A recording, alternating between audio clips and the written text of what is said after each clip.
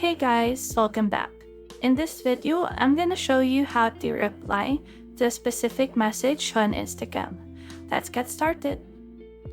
First, open up your Instagram app on your device and at the top right corner of your screen, click the paper airplane icon and it will link you to your direct messages. Then choose a conversation where you want to reply to. In this specific example, I'm using my other Instagram account. And to reply to a specific message, long press on the message that you want to respond to and select reply.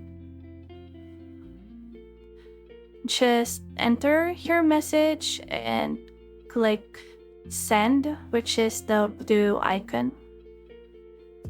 And alternatively, you may swipe right on the message and it will bring the same result. And that's simply it. You successfully learned how to reply to specific message on Instagram. If you have found this video helpful, simply leave a like below or subscribe because it helps me reach more people. See you soon.